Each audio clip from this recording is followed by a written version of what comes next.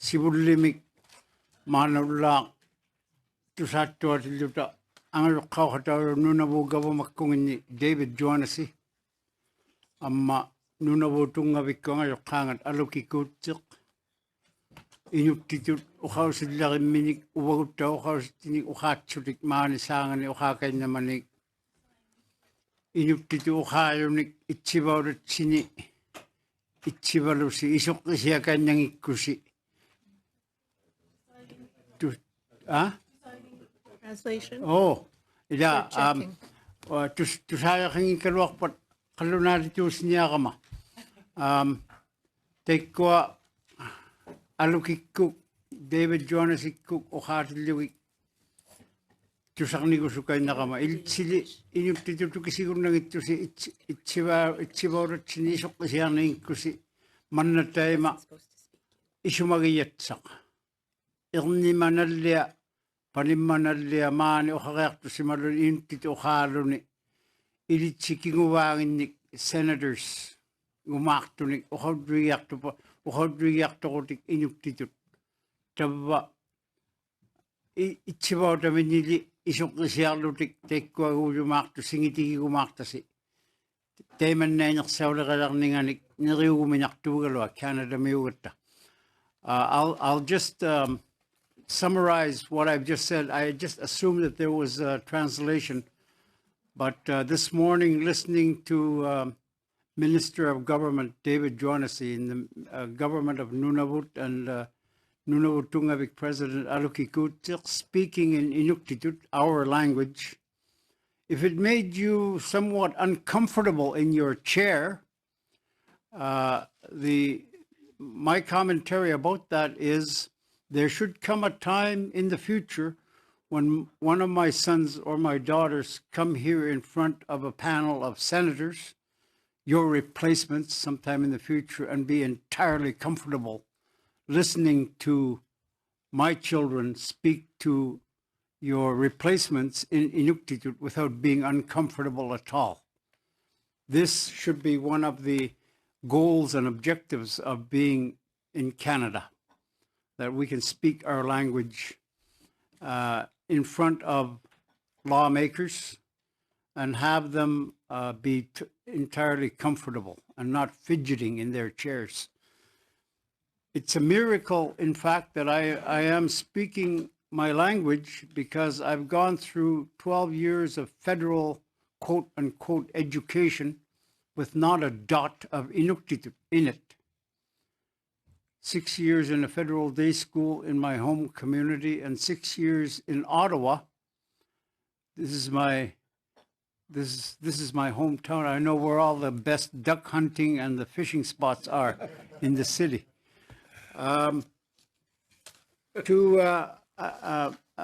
We come here 2,000 miles to speak before a panel of senators, and we're told by the good people running this show that we have to keep our commentary and speeches short, which is not new to me. I've been here before. I've been downstairs in the constitutional conferences in the 1980s, so time constraints are nothing new to me. So to make the speech, the impact that I want to make, I'll just read word for word some of the commentaries I've delivered on CBC North Radio in Inuktitut and English, which relate to this particular piece of legislation you're examining. And the first one is called Government-Assisted Linguicide. Why are we here? Why are you here? Why are we in this setting? Canada's federal government possesses unsurpassed expertise in dead and dying Indigenous languages. In 2011, Canada conducted a national household survey and issued statistical information which stated that only 3 Indigenous languages, Ojibwe, Cree, and Inuktitut, had any chance of survival. The data collected in that survey was dramatic, but didn't prompt the government to do anything towards saving any Indigenous languages from certain extinction. It is worth remembering that the federal government had a primary role in the erosion and degradation of Indigenous languages. I will restrict my comments to what I know of Canada's role in drastically weakening Inuktitut in Nunavik, which is the Inuktitut name for northern Quebec, where we come from. The federal day school system, which it ran from 1958 to 1978, operated exclusively in English. Inuit in continuing education programs in Churchill, Manitoba, and many southern cities were all quote-unquote educated in English only. Let me borrow the analogy of a federal law that allows medically assisted suicide. What the Government of Canada has done to the Inuktitut language can be called government-assisted linguicide. That is, government policy helped reduce Inuktitut to its present greatly weakened state. I am not overstating anything here. I have personally lived this process along with my contemporaries. Any in my generation who can still speak the language are extremely fortunate, as I am. The National Household Survey of 2011 provided a statistical picture of Inuktitut's condition in the 4 regional land claims areas of Inuit Nunangat. Under proportion of residents that speak Inuktitut, Inuvialuit of the Western Arctic rated 20%. The Inuit of Nunavut rated 89%. The Inuit of Nunavik rated 99%. That's where I come from. And the Inuit of Nunatsiavut rated 25%. These are very sobering statistics. If we look at these numbers from the negative perspective, they're even worse. Among the Inuvialuit, the language is 80% dead.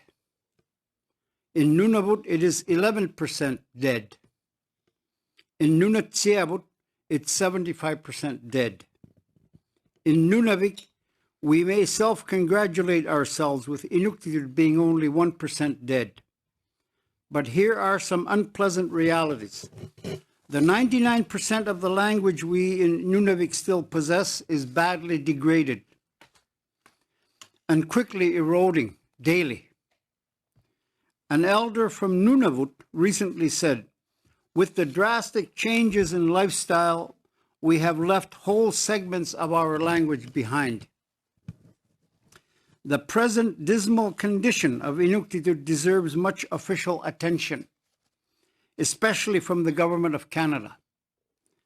Canada's refusal to recognize Inuktitut as an official language in Inuit Nunangat should at least accommodate the next best thing: a generous, permanent funding program to save and revitalize Inuktitut, one of the original languages which existed before Canada came into being.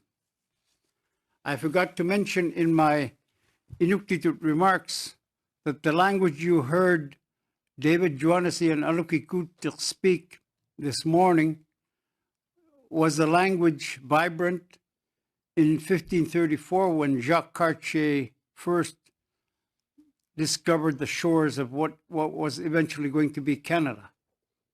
It was a language of our ancestors in 1608 when Samuel de Champlain set up the first French colony on the shores of Quebec City. It is a language that I spoke myself downstairs during the First Minister's conferences with my co-chairman, John Amawarik, with simultaneous translation being provided. And Canada facilitated that without any fuss. And now we're before you because there is an Indigenous languages legislation. The next piece is called the Government Dictate. For over 4 decades, I've had reason to deal with a variety of legislation drafted by federal or provincial governments on matters of importance to Inuit.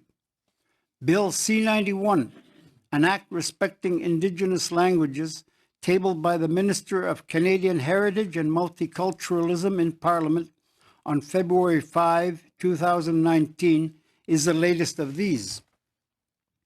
This legislation, 15 pages long, is a product of what Canada called a quote-unquote co-development with Indigenous peoples over 18 months. And we took part in that process. We took full advantage of the opportunity accorded us by Canada. The contents of the bill are very sparse, considering the gravity of the issue being addressed, that of Indigenous languages in Canada. Remember, Canada is an expert on dead and dying Indigenous languages. One might expect the bill to address two fundamental points. One, what will be done about Indigenous languages already dead? And two, how are languages which have been determined to have a chance of survival going to be treated? The two main points I've noted from reading Bill C-91 are, first, the Minister of Canadian Heritage may enter into different types of agreements or arrangements in respect of Indigenous languages with Indigenous governments, governing bodies or organizations. And two, an office of the Commissioner of Indigenous Languages will be established. A lot of paper space in the bill is taken up for terminology definitions, as if much has to be said about very little. So the Heritage Minister can enter into different types of agreements or arrangements with Indigenous entities in respect to Indigenous languages. What struck me was the Minister should have authority to engage in such activities as part of his normal duties without having to be enabled by an act of legislation. Should be a part of his job description from 9 to 5. If ministers were just sitting around idle, waiting for such legislative instructions, no wonder Indigenous languages are dead and dying. The second item in Bill C-91's contents is the establishment of the Office of the Commissioner of Indigenous Languages. This seems to be another overdue action that the government should have acted on upon learning how endangered Indigenous languages were. Establishing a Commissioner for Indigenous Languages should not have had to wait for enabling legislation. The government here is simply catching up on things that should have been done long ago. Furthermore, the government need not have gone through the charade of pretending this process to be a quote-unquote co-development. In the end, with what we have now before us, the government simply dictated what it wanted and did not want to do. In the future, Inuit should avoid this sort of quote-unquote co-development. Colonialism continues to rule government actions. On my last commentary, and I'm sure I'm overdue on time, but I came here 2,000 miles away. So I'm going to beg for your mercy for one more commentary, which I call Recognizing the Recognition. Listen to this statement from Bill C-91, quote, "This enactment provides, among other things, that A, the Government of Canada recognizes that the rights of Indigenous peoples recognized and affirmed by Section 35 of the Constitution Act 1982 include rights related to Indigenous languages," unquote. Now, my grasp of English, which is not my first language, is not at all perfect. But this sounds like the government is, quote, recognizing a recognition of rights to languages. Even after reading it over several times, I'm still mystified about whether this string of words is doublespeak, a trick sentence, or even if it's proper English. I have to dig into total recall of what I was taught in Mr. Ferguson's English class in Laurentian High School in Ottawa about 150 years ago. Then I have to calm down and ask myself, how can a recognition be recognized without any recognition being gained for that which ought to be recognized? And I'm talking about the language in the bill you're examining. Remember, this draft legislation is called an Act Respecting Indigenous Languages. If lawyers drafting this were sane and logical, the first sentence could have perhaps read, quote, "The Government of Canada recognizes the languages of Indigenous peoples as official languages in Canada, each language applicable in its geographical area of ancestral use," unquote. Good thing I'm not a lawyer, and good thing I don't work for the government. I would have had this in your bill C-91. For Inuit, Inuktitut would gain official language status nationally in all 4 Arctic land claim settlement regions. The reference to Section 35 of the Constitution Act 1982 took me right back to 1987, when the last of the 4 First Ministers' conferences on Aboriginal rights took place. One of the raging debates then centered upon the alleged contents or lack thereof of Aboriginal rights inside Section 35. Many governments argued that Section 35 was an empty box, devoid of any itemized content. Aboriginals argued that Section 35 was a full box, packed with rights. The full box, empty box arguments never resolved anything. The last First Ministers' Conference on Aboriginal Rights in 1987 ended with the Aboriginal parties rejecting the government's offer of recognizing a quote-unquote contingent right to self-government, whereby governments were the source of such a right. Aboriginal parties believed that they held an inherent right whose source was ancestral and predating the formation of Canada. Here we are in 2019, trying to make sense of draft Indigenous languages legislation that recognizes a recognition, which include rights related to Indigenous languages without actually hitting the target of most advantage to severely endangered and dying languages. Inuktitut in Canada deserves plain, straight recognition as an official language. Presently, through this legislation you're studying, Canada only gives it a winding, detouring doublespeak. Nakomik, thank you. Thank you, Mr. Nungat. One quick question from Senator Patterson. Thank you very much, Mr. Nungak, and for referring to the meetings that were held in this building after the repatriation of the Constitution to put flesh on Aboriginal rights. Now, you've pointed out the oddity of the section in the bill that recognizes a recognition that's already in the Constitution under Section 35, and I think you called that second best. I wonder if you would, what you would advise. You know, I'm seeing nothing in this bill for Inuktitut.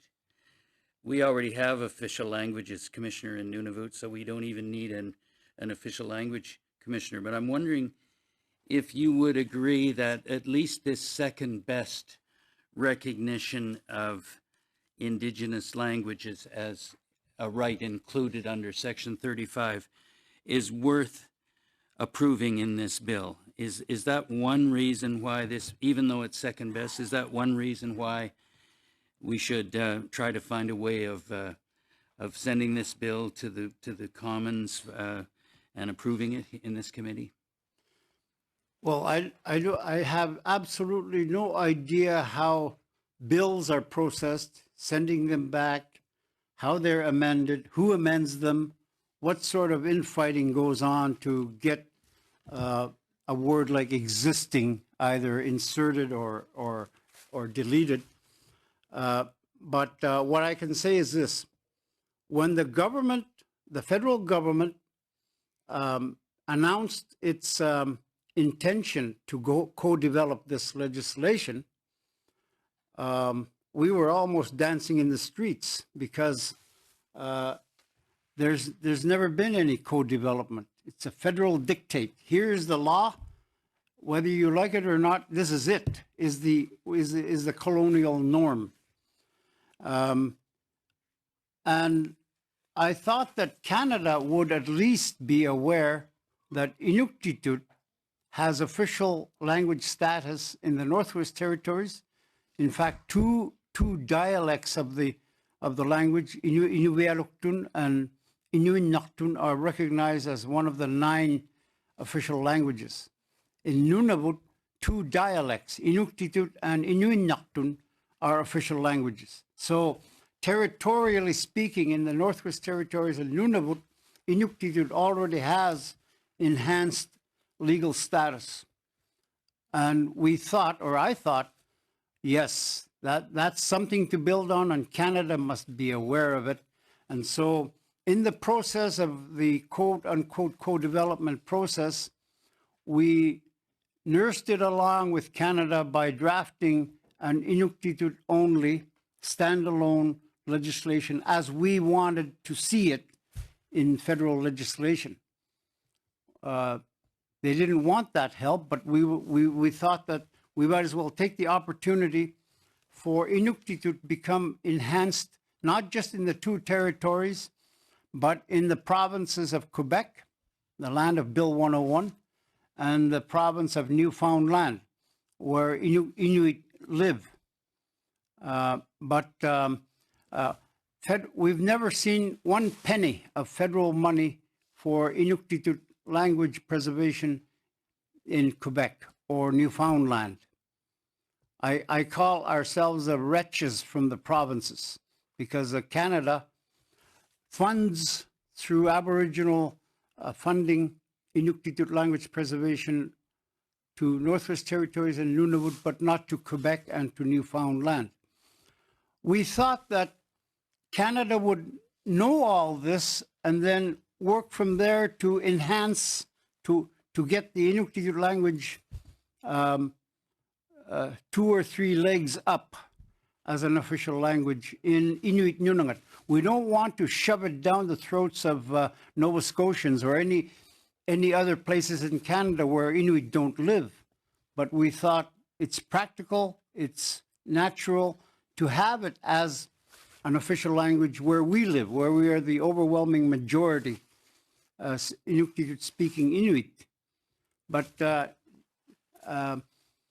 we had, with my boss and the president of Makivik Corporation, a good meeting with the previous Minister of Heritage, Melanie Joly. We had an excellent meeting with her last year. Then over the summer, a new minister was appointed, and things went from sunny ways to dark days. And it became, as I said in my commentary, a federal dictate and not a co-development. So I don't know what instructions to give you to send it back to wherever or to try to amend it. But we had hopes that were not fulfilled in this bill because Inuktitut has gained nothing specifically, and that's disappointing. If we don't get it through this legislation, I am determined to push for Inuktitut as an official language in the self-government negotiations about to take place for our region under the base of inherent right.